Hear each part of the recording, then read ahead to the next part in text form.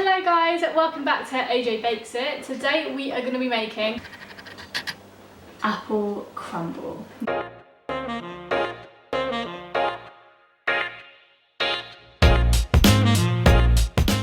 Okay, so first things first, we are going to go ahead and start peeling all of our apples. The best apples to use are these green Bramley apples, basically because they melt and kind of go all soft and squidgy and a bit gooey-ish, and they just kind of like melt down really nicely. But if you use red apples, they'll kind of keep its shape. Not to say it won't taste nice, but these just taste a lot nicer and they give it kind of like a nice soury tang as well. Then we're going to go ahead and core them.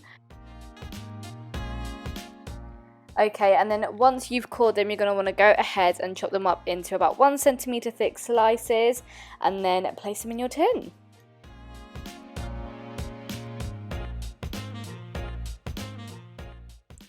Once that is all done, go ahead and mix together your granulated sugar and your light brown sugar, and just sprinkle them across over the apples, and this will just kind of help them stew and make them taste really nice and go all soft and tender.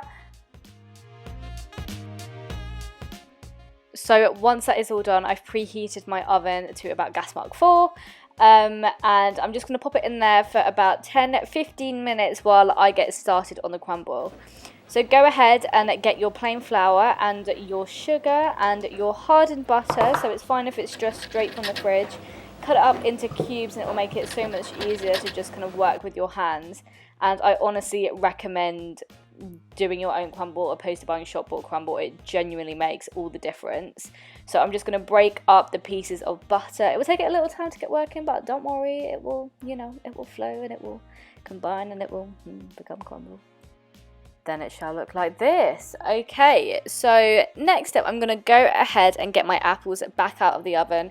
It's probably been about 7 to 10 minutes, but it's okay because the apples are obviously just going to continue to cook.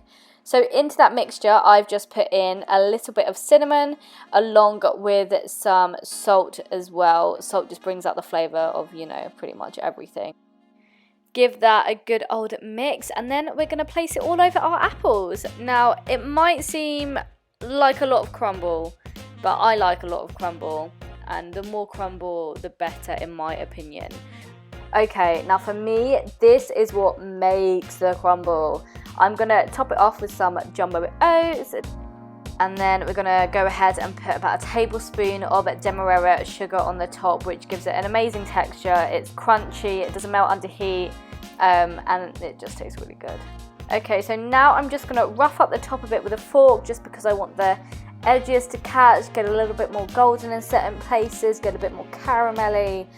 Then pop it back in the oven on gas mark 4 for about 25 to 30 minutes. Honestly, it really does just depend on your oven temp, and put it in basically until it's golden brown, just like this. You've got a few little dark coloration spots. It's all looking good. Okay, so go ahead, slice that apple crumble up. If you have patience, I recommend waiting for about half an hour for it to cool slightly so it comes out as a nice slice, but as you can tell, I did not do that at all.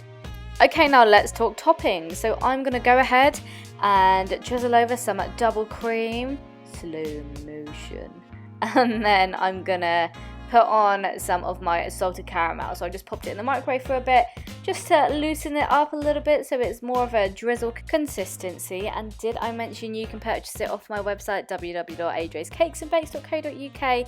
UK postage only. Self-promotion, why not?